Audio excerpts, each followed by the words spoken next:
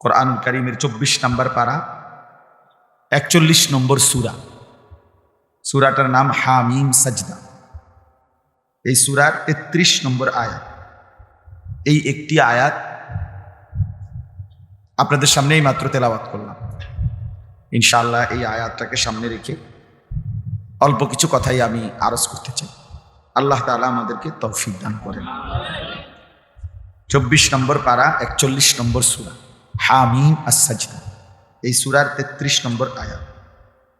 আল্লাহ তাআলা বলেন, ওয়ামান আহসানু কওলান, কথার দিক থেকে তার চাইতে উত্তম, সুন্দর, সবচেয়ে সুন্দর আর কার কথা হতে পারে? মিম্মান দাআ ইলাল্লাহ, যে মানুষদেরকে আল্লাহর দিকে দাওয়াত দেয়। আর কি করে? ওয়া আমিলা সালিহান, সমস্ত নেক আমল আদায় করে। আর কি করে? ওয়া ক্বালা ইন্নানী মিনাল মুসলিমিন, প্রতিনিয়ত নিজেকে এই পরিচয় দেয় যে আমি মুসলমানদের মধ্য থেকে একজন। এটা স্বাভাবিকভাবে, স্বাচ্ছন্দ্যে, স্বতঃস্ফূর্তভাবে, খুশি খুশি দিলে হিম্মতের সাথে নিজের পরিচয় পেশ করে যে আমি মুসলমানের একজন। তো আল্লাহ তাআলা বলেন, যে মানুষকে আল্লাহর দিকে দাওয়াত দেয়, সবগুলো নেক আমল করে এবং নিজেকে সর্বদাই মুসলমান পরিচয় দেয়, তার চাইতে উত্তম, তার চাইতে আহসান, তার চাইতে সর্বোত্তম, সুন্দর, চমৎকার মানুষ আর কে হইতে? এই হলো আয়াতের তর্জমা, যেটা আমরা পড়লাম। নবী সাল্লাল্লাহু আলাইহি ওয়াসাল্লামের যে হাদিসটা আমরা পড়লাম, এই হাদিসের তর্জমা এবার শুনেন।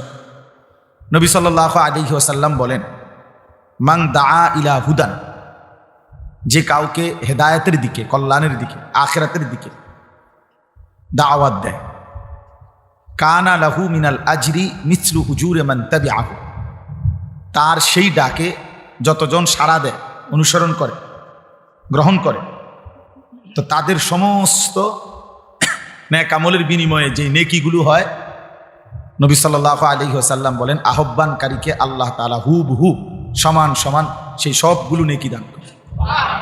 মিসলু মানে একদম সমান সমান, 50-50 না, বরং সমান সমান। ওরে যদি 100 দেয়, এরও 100, ওরে 60 দিলে এরও 60, সমান সমান। লা ইয়ানকুসু যালিকা মিন উজুরিহিম শাইআ, যে ব্যক্তি আমল করবে তার নেকির থেকে এক বিন্দুও কমানো হয় না। তার নেকি আল্লাহ তাকেই পূর্ণ দেয়। আল্লাহ নিজের ভান্ডার থেকে ওই দাওয়াত যিনি দিচ্ছেন, ডাকছেন, ফিরাবার চেষ্টা করছেন, তাকে সমপরিমাণ নেকি দান করে। ওমান দাআ ইলা দালালাতিন, যে কাউকে যে কোনো রকমের গুনাহ, নাফরমানি, পথভ্রষ্টতা, আল্লাহর অবাধ্যতা, এর দিকে দাওয়াত দেয়, ডাকে, কানা আলাইহি মিনাল ইসমি মিসলু আসামি মান তাবিআহু, তার সেই বন্ধ ডাক, গুনাহের ডাকে, আল্লাহর নাফরমানির ডাকে যতজন সাড়া দিল, নবী সাল্লাল্লাহু আলাইহি ওয়াসাল্লাম বলেন, সকলের সমপরিমাণ গুনাহ এই আহ্বানকারী, এই দাওয়াত যিনি দিল, গুনার ইন্তজাম করলো, ডাকলো, তার আমল নামায় দেয়া হবে। লা ইয়ানকুসু যালিকা মিন আসামিহিম শাইআ, ওই যারা পাপটা করছে তাদের গুনাহ থেকে এক বিন্দুও কমানো হবে না। নাউযুবিল্লাহ। এই তরজমা শেষ, হাদিসের অর্থ শেষ। মোটামুটি তরজমার থেকেই আপনি অনেক কথা বুঝে ফেলছেন। বুঝছেন না? কি বলেন? যে কেউ যদি কাউকে কল্যাণের দিকে, নেকের দিকে, আল্লাহর ইবাদতের দিকে, বন্দেগীর দিকে, আখিরাতের দিকে, নিজের কর্তব্য করণীয়র দিকে ডাকে, দাওয়াত দেয়, আল্লাহ তাআলা তার ডাকে যদি কেউ সাড়া দেয়, একজন হোক আর 1000 জন হোক কিংবা লাখো জন হোক, তো সকলের সমপরিমাণ নেকি আল্লাহ তাআলা এই ব্যক্তিকে দান। ঠিক হুবহু গুনার দিকে, নাচ গান, গান বাদ্য, অশ্লীলতা, বেহায়াপনা, নাটক, সিনেমা, অসভ্যতা, নোংরামি, যুবক হোক, বৃদ্ধ হোক, নারী হোক, পুরুষ হোক, যে যাকে গুনার দিকে ডাকলো, তার ডাকে যতজন সাড়া দিল, একজন নারী নাচবে, তো সেজন্য সবাইকে ডাকলো যে আমার নাচ দেখতে আসেন। তো যত পুরুষ আসলো, তাদের সকলের যে পরিমাণ গুনাহ হলো, ওই অসভ্যা, ওই নোংরা নারী, বেহায়া, তার আমল নামার মধ্যেও এই সমস্ত নাফরমান যেগুলো দেখলো, তাদের সমপরিমাণ গুনাহ। এরকম সব কিছু, এরকম সব। তো এই হলো হাদিসের তর্জমা। এইবার আমরা অল্প কয়েকটা কথা এটার ব্যাখ্যায় শুনি, তাইলে আমার কথা শেষ। সবার কাছে অনুরোধ, মনোযোগ দিলে ভালো হবে, মেহেরবানি করে আমারও উপকার হবে, আপনাদেরও উপকার। আল্লাহর কথা শুনলেই লাভ, বললেই লাভ, আল্লাহর কথা বুঝতে পারলেই লাভ। যে দিল আল্লাহর কথা বোঝে, আল্লাহ তাআলা বলছে এটাই মূলত দিল। যে দিলে আল্লাহর কথা উপলব্ধি হয় না, আল্লাহ বলছে এটা আসলে কোনো দিলে না, এ আসলে কিছুই বোঝে না। লাহুম কুলুবুন লা ইয়াফকাহুনা বিহা। যে কান আল্লাহর কথা শুনে না, আল্লাহ তাআলা সরাসরি বলছে আসলে এটা কোনো কানে না, এ কিছুই শোনে না। বাকি কোনো কথা যে শুনে, এগুলো কোনো কথাই না, কথাই না। লাহুম আযানুন লা ইয়াসমাউনা বিহা। আর যেই চোখ আল্লাহর ইবাদত, আল্লাহর বন্দিগি, আল্লাহর হুকুম, আল্লাহর কুদরত এটা দেখে না, যেই চোখে, তা আল্লাহ তাআলা বলেন সেই চোখ যেন কিছুই দেখে না, সেই চোখ কিছুই দেখে না। ওই যে বাকি যে দুনিয়া দেখে মনে হয় যেন অন্ধ অন্ধ। ওই এখন আমার কাছে ছোট বাচ্চা, একেবারে ছোট কোলের বাচ্চা নিয়ে আসছে, যে কি সুন্দর ফুটফুটে বাচ্চা, যে কোনো মানুষ দেখলে মায়া লাগে, তো বাচ্চাটা নাকি চোখে দেখে না। এই যে এখন আমার বললো ফু দিতে, কি পরিমাণ কলিজাটা মুসরা দিল যে হায়, আমি আজ ৪৩ বছর ধরে দেখি মাসুম বাচ্চা, সে ছোট্ট এই মানুষ, সে মালিকের এই পৃথিবী দেখে না। তো এই জন্য বললাম, আল্লাহ তাআলা বলেন যে দিল আল্লাহকে বোঝে না সেটা মনো দিল না, যে কান আল্লাহর কথা শোনে না সে কোনো কানে না, যে চোখ আল্লাহর কুদরত দেখে না সেটা মূলত চোখই। তো এ কি তাইলে? আমরা দেখি সে শোনে, আমরা দেখি তো সে কত কিছু দেখে, আমরা কত কিছু বুঝে। আল্লাহ বলেন এই যা বুঝতেছে, শুনতেছে, দেখতেছে আল্লাহরে বাদ দিয়া, আখেরাতকে বাদ দিয়া, তো এইটা একটা জানোয়ারে দেখতেছে। সরাসরি কোরআন গায় আল্লাহ বলছেন এটা মূলত যা বুঝে, যা শোনে, যা দেখে, আল্লাহকে বাদ দিয়া, আখেরাতকে বাদ দিয়ে, তো এইটা একটা জানোয়ার, চতুষ্পদ জন্তু। উলাইকা কাল আনআম, এটা একটা 4 ঠ্যাংওয়ালা জানোয়ার। তোমরা দেখছো এটা 2 ঠ্যাং, আল্লাহ বলে না এটা 4 ঠ্যাংওয়ালা। সাফ কথা, এর চাইতে জ্বলন্ত আয়াত আর কি হইতে পারে? এর চাইতে বড় সতর্কতা আর কি হইতে পারে? আল্লাহ তাআলা বলছেন অন্তরে আল্লাহর কথাই আসে না, যা আখিরাতের উপলব্ধি আসে না, এটা চতুষ্পদ জন্তু। কানে আল্লাহর কথাই শুনে না, এতবার আজান দেয়, এতবার, এতগুলো মাইক, এতগুলো মসজিদ, আশপাশে যদি 10টা মসজিদ থেকে একসাথে আজান হয়, প্রতি মসজিদে যদি 4টা করে হরণও থাকে, 40টা হয়, 40টা হরণ এনে লাগাইলে কি অবস্থা হবে? কম কথা, এত বিরাট মাহফিল। তাইলে এতগুলো হরণ থেকে আওয়াজ হয়, সে তার কানে এটা মোটেই ঢোকে না। ফজর, জোহর, আসর, মাগরিব, ইশা। তো আল্লাহ তাআলা বলেন এটা আসলে একটা জানোয়ার, সরাসরি করেন এটা একটা চতুষ্পদ জন্তু। উলাইকা কাল আনআম। আল্লাহ বলেন যদি খেয়াল করবা, যদি জানোয়ার বললে মাইন্ড করে, তাহলে আরো নামাই দিবে। তাহলে বলবা ভাই সরি সরি সরি, ভুল হয়েছে ভাই, আসলে আপনার গরু ছাগল বলাতে আপনি একটু প্রেস্টিজে লাগছে তো, হ্যাঁ সরি, আসলে আমি উড্রু করলাম। বলুন আবাল, আপনি আসলে ছাগলও না, গরুও না, জন্তুও না, জানোয়ারও না, তার চাইতে নিকৃষ্ট।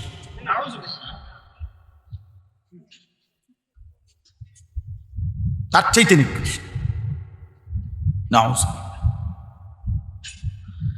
এই জন্য বলতেছিলাম আল্লাহর কথা দিল দিয়ে শুনতে হয়, আল্লাহর কথা কলিজা দিয়ে বুঝতে হয়।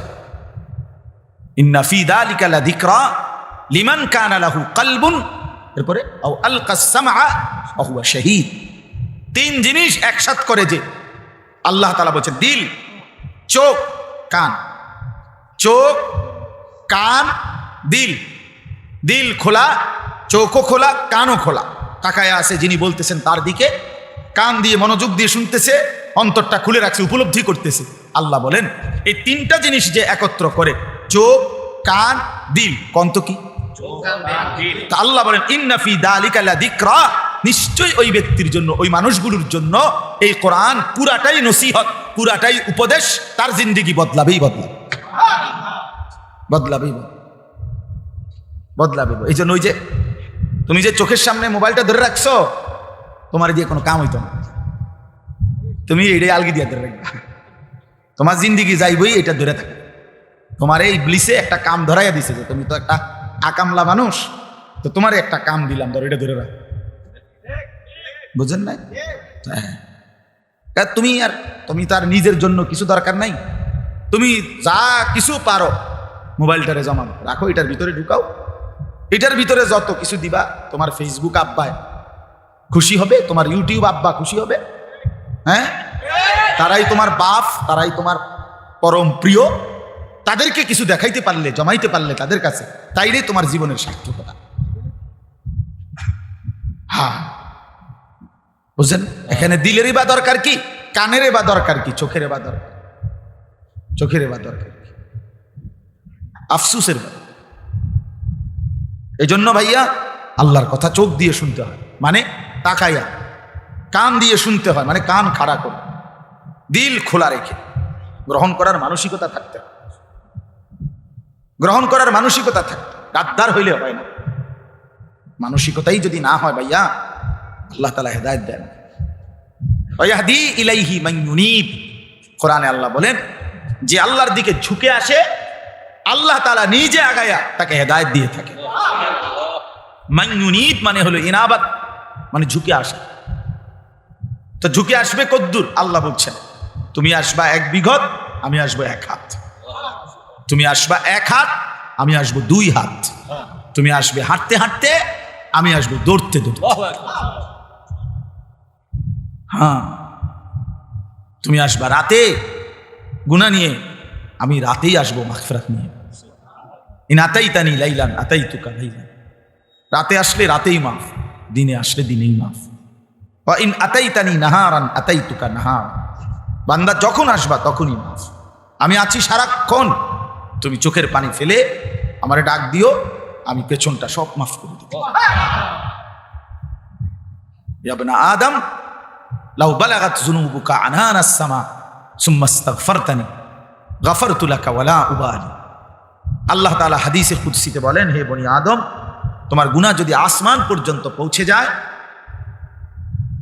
তারপরেও যদি তুমি তওবা করে পিছনের গুনাহ ছেড়ে দিয়ে আর করবা না, ওয়াদা দিয়ে লজ্জিত হয়ে আমার কাছে মাফ চাও, আমি ওয়াদা দিলাম আমি 1 সেকেন্ডের পরোয়া করব না, 1 মিনিট ভাববার জন্য সময় নেব না, তৎক্ষণাৎ আমি তোমাকে মাফ করে দেব।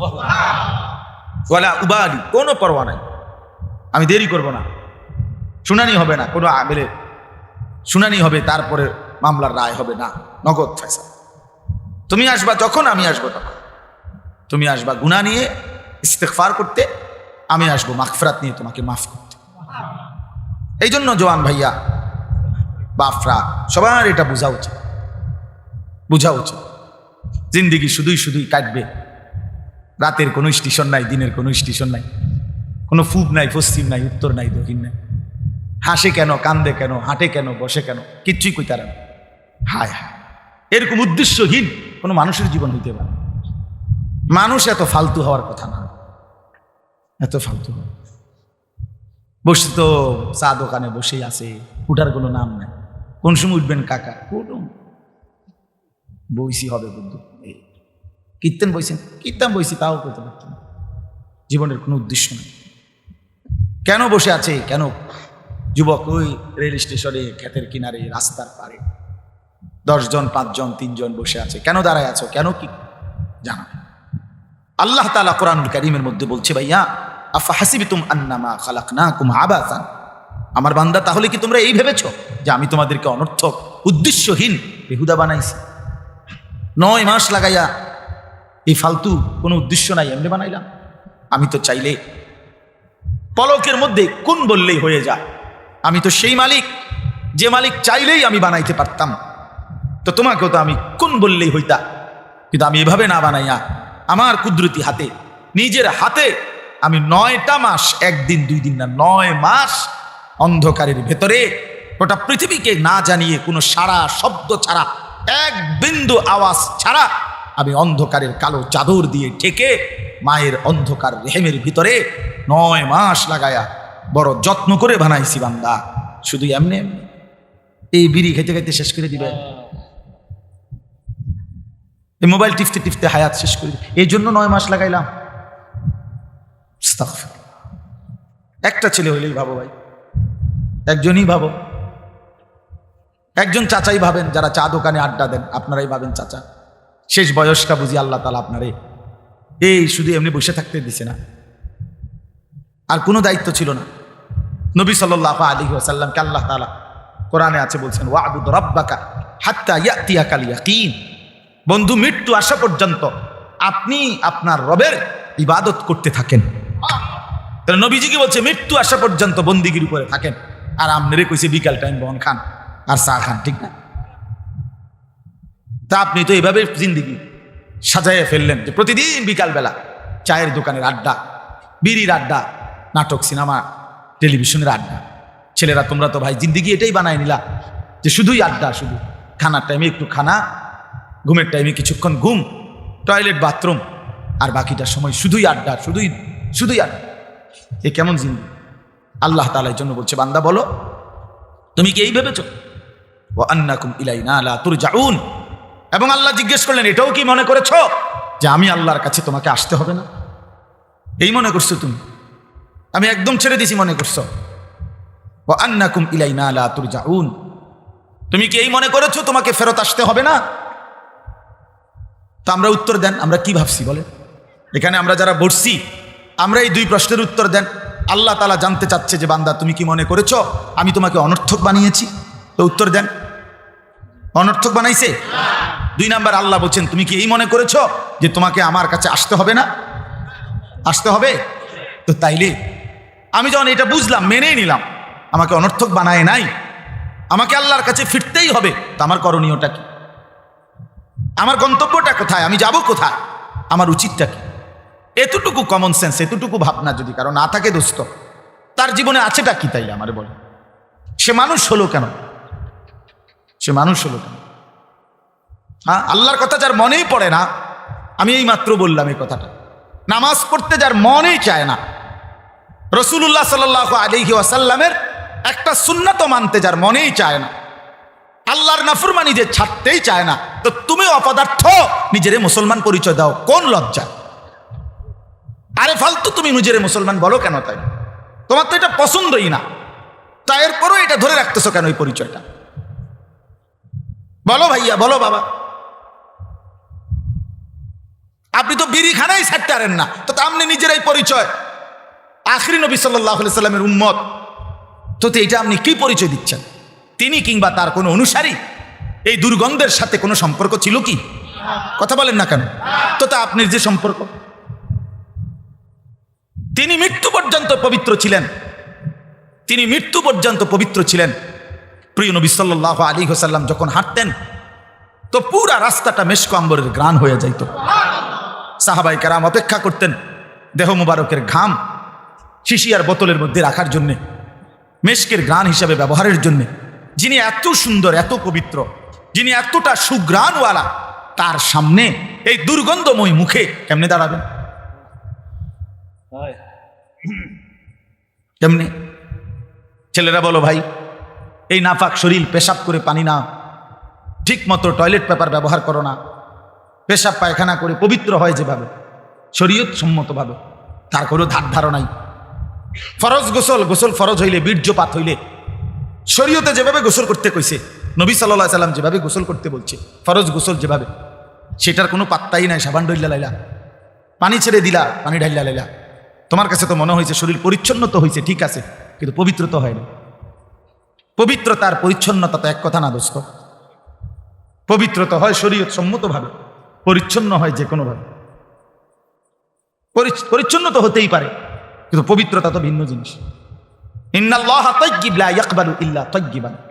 নবী সাল্লাল্লাহু আলাইহি সাল্লাম বলেন, আল্লাহ তাআলা পবিত্র, পবিত্র ছাড়া তিনি কোনো কিছু, কাউকে, কোনো কিছুকেই গ্রহণ করেন না। হাদিস এটা। নবী সাল্লাল্লাহু আলাইহি সাল্লাম বলেন, লা তুকবালু সালাতুন বিগাইরি তুহুর। পবিত্রতা অর্জন ব্যতীত কোনো নামাজ কবুল হবে না। নবীজি সাল্লাল্লাহু আলাইহি সাল্লাম বলেন, আত-তুহুরু শাতরুল ঈমান। পবিত্রতা ঈমানের অর্ধাংশ। নবী সাল্লাল্লাহু আলাইহি ওয়াসাল্লাম বলেন, মিফতাহুস সালাতিত তুহুর। পবিত্রতা নামাজের চাবি। এত হাদিস শুনলেন, এত হাদিস শুনলেন।